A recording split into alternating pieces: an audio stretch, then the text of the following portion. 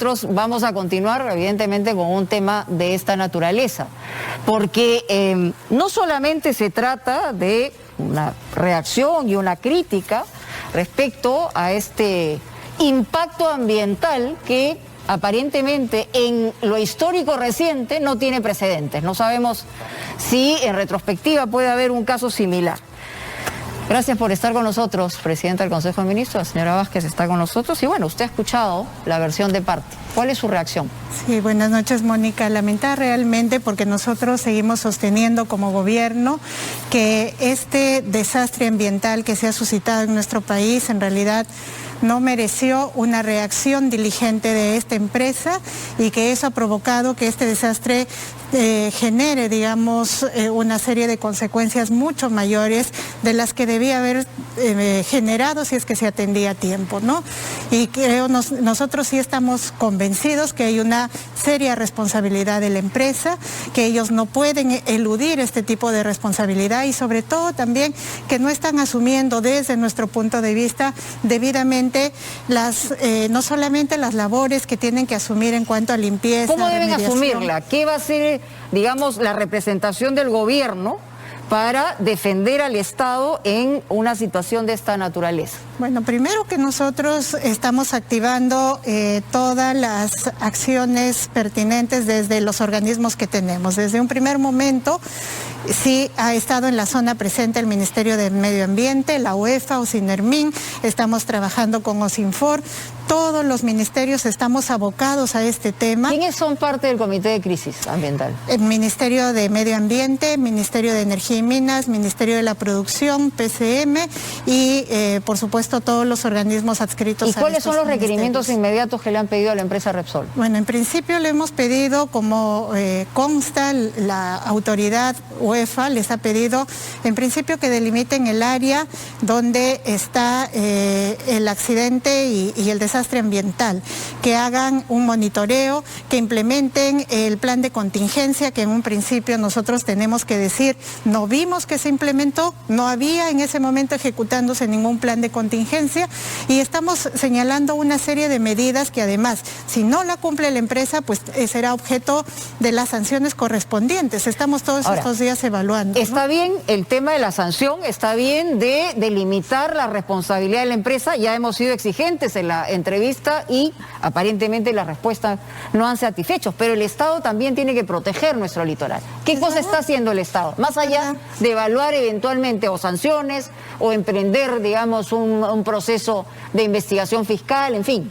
Efectivamente, frente a estos hechos, el Estado tampoco puede quedarse de brazos cruzados y tiene que responder porque acá hay un derecho, no solamente difuso, que le corresponde a toda la población, el derecho al medio ambiente, sino atender a esas poblaciones afectadas, porque en efecto la empresa no lo está haciendo. Y nosotros ahí estamos desplegando una serie de acciones. No está haciendo, no está respondiendo. Por lo menos nosotros con los reportes que tenemos, la gente directamente afectada, los pescadores, por ejemplo, se están acercando al gobierno a pedirnos ayuda porque realmente no sienten que haya una respuesta de la empresa. A ver, y nosotros ahora hemos asumido, aunque no nos tocaría, Mónica, porque, por ejemplo, el tema de la limpieza... Bueno, al Estado le toca proteger al por supuesto, país, ¿no? Pero por ejemplo, el tema de la limpieza, la remediación, aunque nosotros no somos los directamente obligados, tenemos que colaborar con eso. ¿Y cómo están colaborando y qué cosa está haciendo Repsol en eso también? Desde el primer día nosotros hemos estado por intermedio del Ministerio de Medio Ambiente buscando una serie de aparatos, por ejemplo, que nos sirvan para la limpieza. Nosotros trajimos 2 skinners con los que se empezó a limpiar parte de este petróleo. ¿Y cuántos ha puesto Luego, la empresa, Repsol? La empresa hoy ha reportado que está trayendo 5 más, pero al principio no tenía nada. Nosotros hemos tenido que asumir el hecho de buscar... ¿Cuántos hay? ¿Solo 2? Ahora la empresa nos está diciendo en un comunicado que ha puesto 5 más. Habría 7, según... Habría 7, según lo que tenemos ahora, pero eso lo asumimos primero nosotros, Mónica. Luego hemos tenido que buscar incluso desplegar tropas del ejército, de los batallones de ingeniería, para que ayuden a limpiar, porque no había suficiente personal. Eso tendría que haberlo hecho la empresa. Luego hemos tenido que asumir... ¿Le queda claro a usted, como representante del gobierno, que no hubo una reacción inmediata de la empresa? Nosotros tenemos y sostenemos esa posición posición tenemos que lamentarlo, pero no hemos visto una reacción diligente de la empresa y por eso es que nosotros estamos asumiendo una serie de responsabilidades, ¿no? Porque realmente el Estado no debe desproteger a la población. ¿Evalúan alguna suspensión de licencia usted? Mire, en este momento estamos haciendo análisis de todas las acciones legales que podemos implementar, ¿no? ¿Y por dónde va? ¿Cuál es el abanico? A ver, tenemos a los procuradores trabajando, identificando cuáles han sido el grado de responsabilidades. Por lo menos tenemos identificadas 3 cosas objetivas. La primera es que la empresa cuando reporta este daño, el primer reporte que da es con datos totalmente inexactos. Nos dice que se habían derramado 0.6 de barriles de petróleo, cuando después eran 6.000 barriles. Hoy acaba de admitir que fue así es, son 6.000, o sea, de 0.6 a 6.000 hay una tremenda diferencia que nos evidencia que estaban sus datos o errados o eran falsos. Y luego nos dijo que solamente... No, pero ya está diciendo alguna cosa grave. Si eran falsos, digamos, aquí hay dolo. Así es, habría que determinar eso. Más allá, no me hable solo como política, sino como presidente del Consejo de Ministros. Y yo le estoy hablando como tal, le estoy diciendo lo que objetivamente Por eso tenemos. le pregunto y quiero puntualizar. Y objetivamente lo que tenemos es esa información que tiene datos inexactos y que además decía que solamente se había afectado 2.5 metros de mar, cuando al siguiente día lo que teníamos son kilómetros, sobre los 700 kilómetros tenemos de afectación. Entonces, esa es una identificación objetiva de algo que la empresa hizo mal. Lo segundo que ha hecho mal, Mónica, es que nosotros hemos verificado y las autoridades pueden documentar eso, que no es verdad que desde el primer momento estuvieron ahí. Estábamos en el segundo, tercer día y el plan de contingencia no se había desplegado. No se había desplegado. Ese es otro hecho objetivo que está documentado. Y el tercer hecho objetivo es que en este momento tenemos a miles de pescadores y gente afectada y en su plan de contingencia y una obligación de la empresa es también contemplar cómo se da ayuda inmediata humanitaria y se atiende estas afectaciones que tampoco los especialistas se está cubriendo, del Ministerio del Ambiente y del Gobierno podrían coincidir que la ruptura, digamos, de este empalme de la boya que generó el derrame, según lo que ha señalado en versión de parte el representante de Repsol, ¿tiene que ver con oleaje anómalo o no? Mira, hasta el momento tenemos nosotros ya documentadas algunas versiones de las autoridades marítimas, ¿no? DICAPI dice que en ese momento no había oleaje anómalo, pero en todo caso eso se va a investigar. Pero una cosa, Mónica, que quiero dejar en claro y que le tiene que quedar en claro a la empresa es que aquí en el Perú nosotros nos regimos por algo que se llama responsabilidad objetiva. ¿Y qué significa eso? Que alguien que realiza una labor riesgosa como el transportar y descargar combustible, ¿no? Hidrocarburo, que es una actividad peligrosa, no importa los sucesos que se presenten, pero él es responsable por cualquier hecho dañoso que se pueda suscitar. ¿Van a pedir indemnizaciones? Caso, por supuesto, porque mira, Mónica, estas ¿de cosas... cuánta gente estamos hablando, digamos, además del impacto ecológico? Mira, aquí todavía nos toca hacer una valoración del daño que todavía hasta este momento no podemos calcular.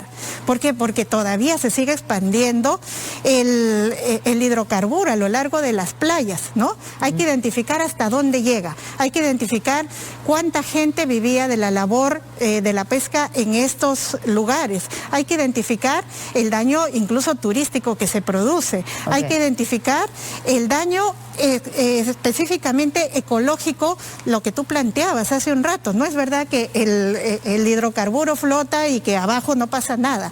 Eso es falso y por eso nosotros estamos trayendo expertos internacionales que nos ayuden a valorar el daño. Mañana vienen los representantes de Naciones Unidas. Sí, y esa es una gestión que nosotros hicimos el primer día porque nos parecía que sí, efectivamente, estamos acá, un Estado que a lo mejor no ha tenido la experiencia de asumir un desastre de esta magnitud.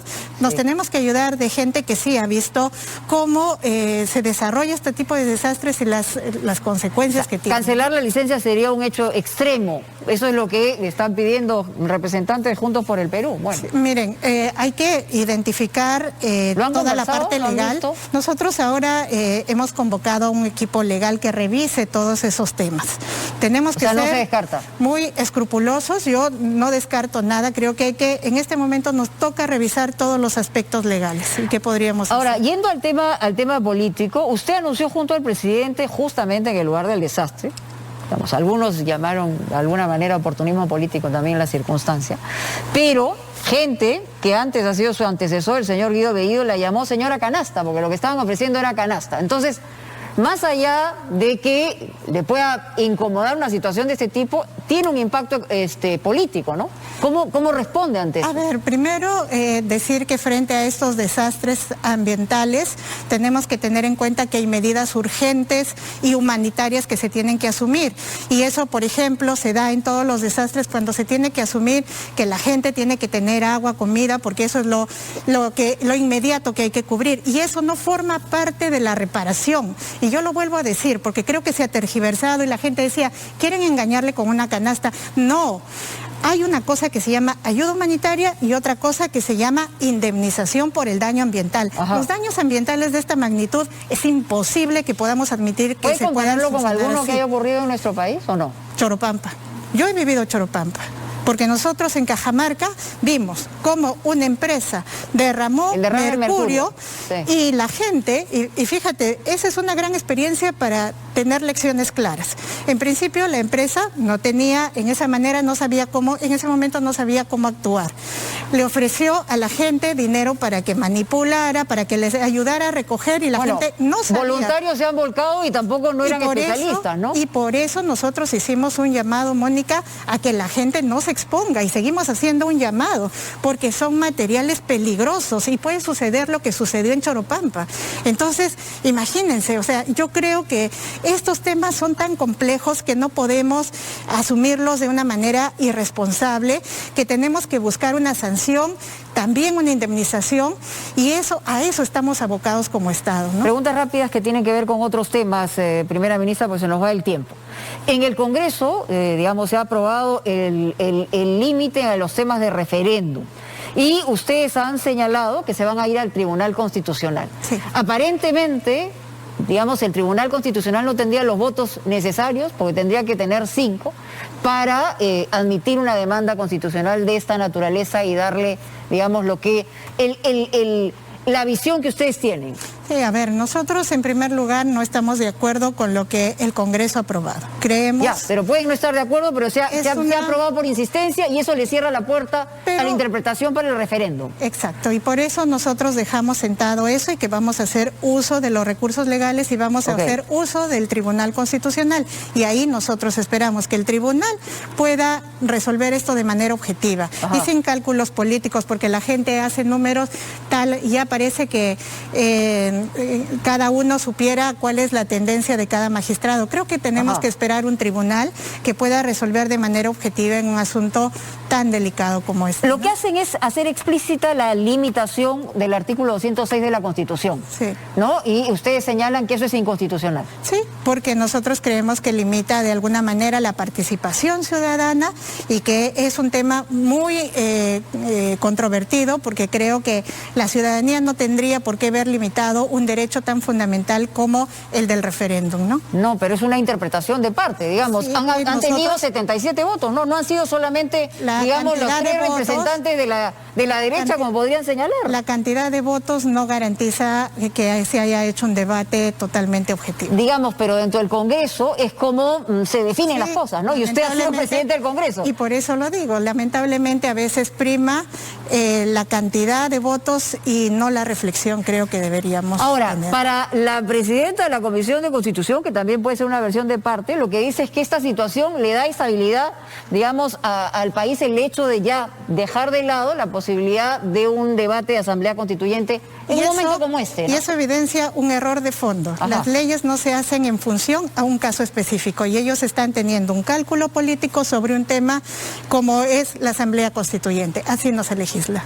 Ustedes irán hasta el Tribunal Constitucional Sí. y aceptarán lo que diga el tribunal, porque esa es la última instancia. Esperemos que el tribunal tenga una resolución lo más adecuada posible, confiamos en eso. Y finalmente, ¿qué cosa viene en adelante con el tema de este derrame que, digamos, nos ha generado no solamente preocupación, sino un dolor muy profundo a todos los peruanos? Sí, ¿Qué viene? miren. ¿Cuáles son las acciones inmediatas? Lo inmediato y en lo que nosotros estamos abocados en este momento es en el tema de la limpieza y la remediación de este daño ambiental.